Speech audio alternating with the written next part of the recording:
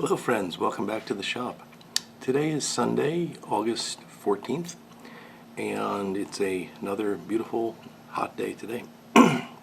Every time I complain about the heat, it seems to get hotter, so I'm not going to complain about it today. But we're indoors for a reason. So I hope you're all having a great weekend so far.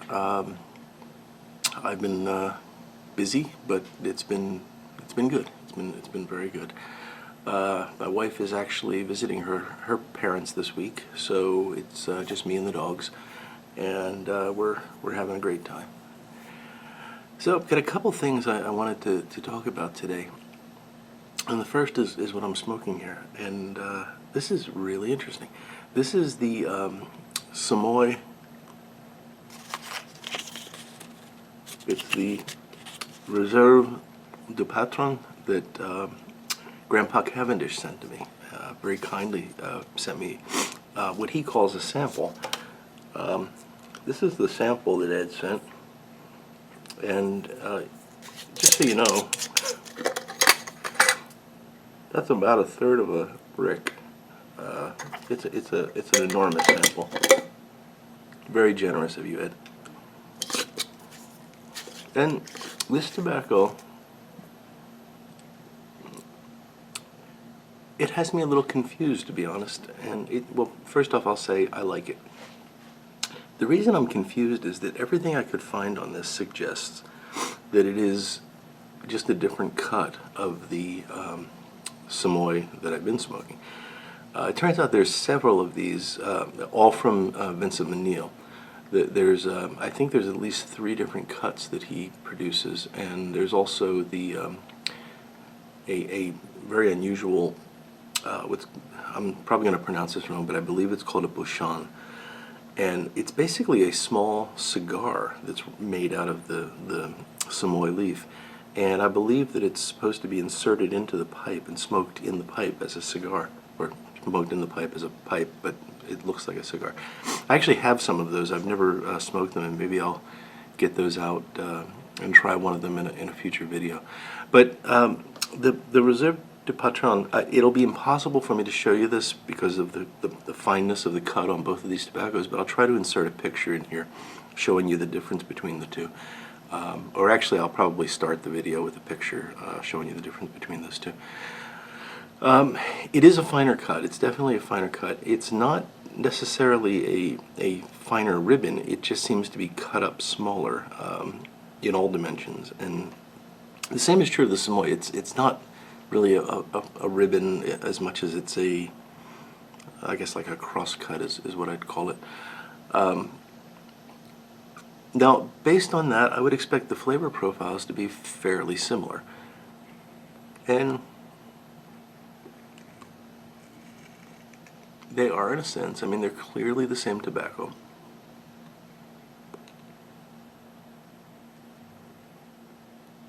But if I'm remembering Ed's comment correctly, he described the Reserve de Patron as being a stronger, more cigar-like flavor. And he's dead on with that. This is definitely stronger, deeper, and more cigar-like. There's 2 things that really surprise me about it. The first is the Semois has a note to it, and when I say Semois, I'm referring to the stuff that I've been smoking. The original, or I don't even know what to call it now, the green label, and it has a note to it that some have described as a floral note, and I've described it as a floral note. I don't like that because it implies that it's almost like Lakelandy or something. It's not flowery. It's more herbal or vegetal or green in flavor profile. It's a unique flavor note that you're not going to get from any other tobacco, or at least I've never gotten from any other tobacco.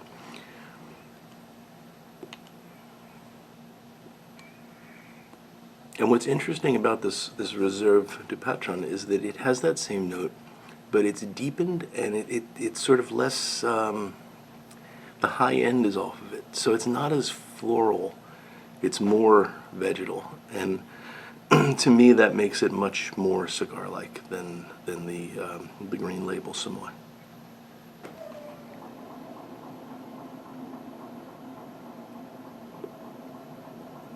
The other thing that I'm finding really interesting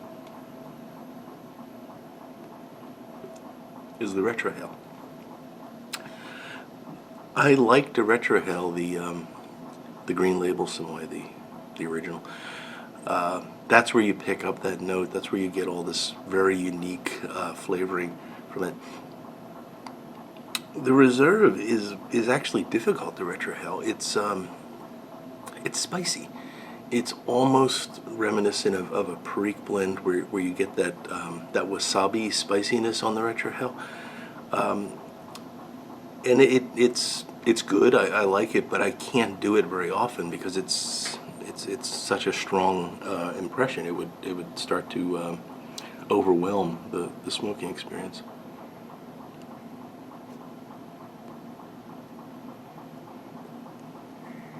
And the reason I'm surprised by this is it's just a different cut of the same tobacco. Everything I've been able to find suggests that that's the case. There's no toppings or casings on these tobaccos. They're very dry. And they look very similar. The colors look very similar. It's just a different cut. And it has a remarkable effect on the flavor.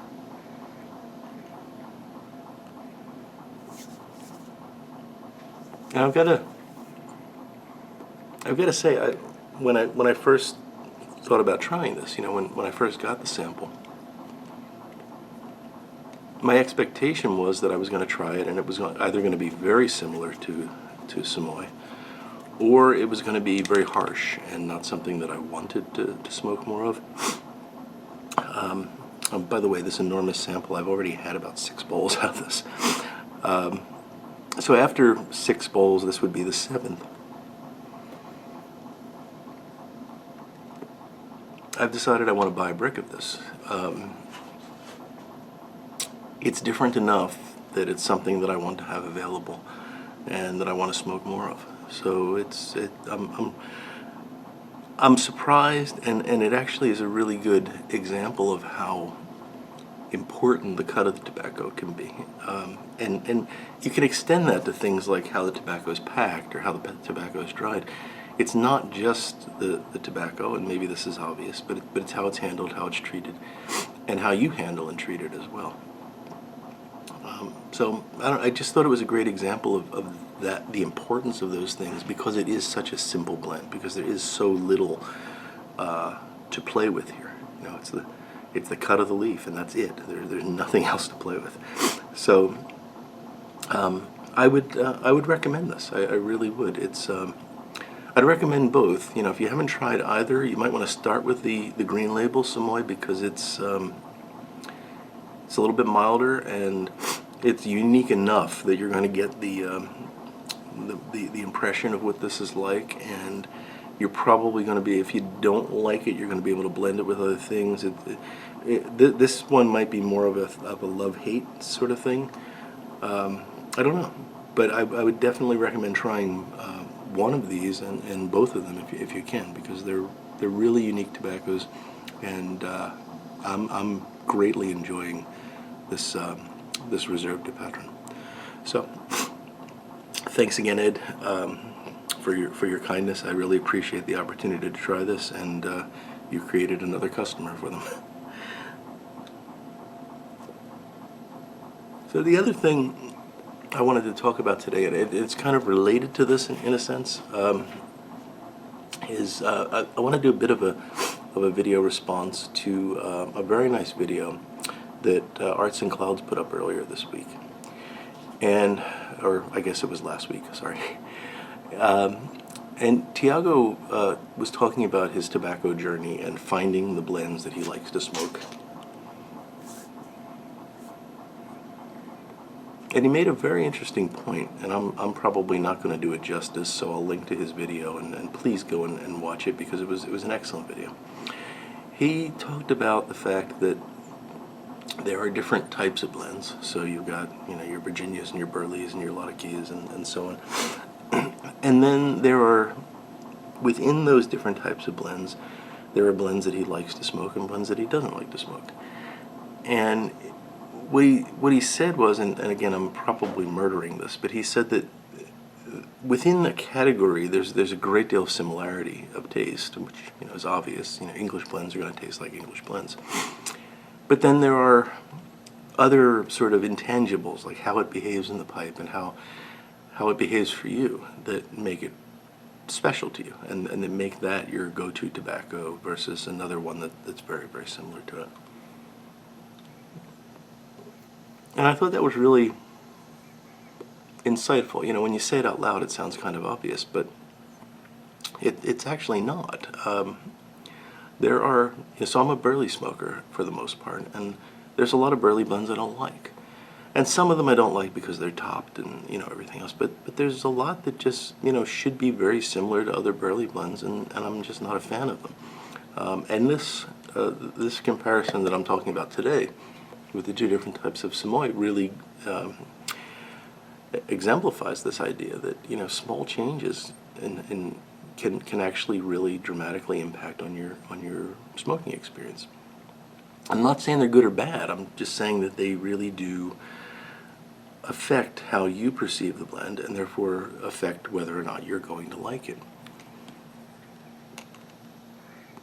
So how do you wind up with a list of favorites then, and how do you avoid trying every tobacco that comes along, or do you want to avoid that? There are some people that's what they do. They smoke something different every day, or they smoke some, they'll open up one tin, smoke it till it's gone, and then they'll open up another tin, and they're happy doing that, and that's great. I'm more of a kind of guy that when he finds something he likes to stick with that for a while. But in the past, I've stuck with one thing for a very long time, and then you kind of get bored with it. But my experience has been that if I'm smoking, I'm trying to think of a good example here. Let's say I'm smoking Haunted Bookshop, and I'm enjoying that, and it's nice burley Perique blend and all that, and I'm starting to think, well, I don't really want to have this another day. I don't necessarily jump to another burley Perique blend. I'm going to be probably trying a vapor, and that's good, but then you wind up sort of never having a core set of tobaccos that are like your go-tos. So what I've done, and I actually started doing this back around May, is I used to keep about, anywhere from 4 to 8 tins or jars open at a time, and depending on what I wanted that day, I'd go ahead and smoke that thing. And I'd do that when one was empty. I'd throw it away or clean it out, and I'd go and get another one. So I kept that rotation going all the time, and I think a lot of guys do that. There's nothing wrong with it, but I felt like there were some tobaccos that were passing through that I really wasn't understanding, that I really wasn't getting the full appreciation of. So what I started doing back in May was I began to limit myself. And I decided what I was going to do is, I've got Carter Hall. That's kind of my go-to, I can smoke this anytime kind of tobacco. And I buy that in the big tubs, and that's always around. So that's good. And I'm going to always have that. And then I started to just have one additional blend every month. Now, samples come in and everything else. I'm going to try different things, but for the most part, I'm trying to stick to just one blend a month plus Carter Hall. And for the month of August, it's been Semois. So that's what I've been smoking most of. And it gives me the opportunity to really get to know that tobacco, to really get to experience it and understand why I like it, understand how it smokes. It gives me the chance to learn how to smoke it, because not all tobaccos smoke alike, and this is a good example of that. It can smoke very hot, it can smoke very quick, but when you get the right cadence, when you get the right pipe, it's a wonderful experience. And if you're just going through one 2-ounce sample of a tobacco like that, you may never learn that. So by limiting myself in that way, I've really learned a lot about the tobaccos that I've smoked since the spring. So it's just another way to think about this. I'm not suggesting everyone go out and start limiting themselves to one tobacco a month. But for me, it's been working really well, and I think I'm going to do that. And I can see myself evolving a rotation where, August is my Semois month. I don't know if I'll do that, but I'm just saying that's one way to think about it. And just have a tobacco of the month, and maybe from year to year altering that depending on how I'm feeling or what's available. I'm getting to the point where I don't want to try a lot of new blends because I like the ones that are in my cellar now, and I'm not seeing. Or I guess it's rare that something comes along that is so dramatically different that I think it's worth setting aside something that I already love in order to add something else. So that's just my personal feelings on it, but that's what is making me happy right now, and I thought you'd like to think about that a bit. And if you guys have any thoughts on that, please comment or make a video response. I thought it was a topic worth discussing further. So that's really about everything that I wanted to say today. I hope that you found that interesting. I neglected to say this is the Marksman Benchmade pipe that I'm smoking today. It's a great shape for burleys, in my opinion, and I like this pipe a lot. I think it's got a lot of character.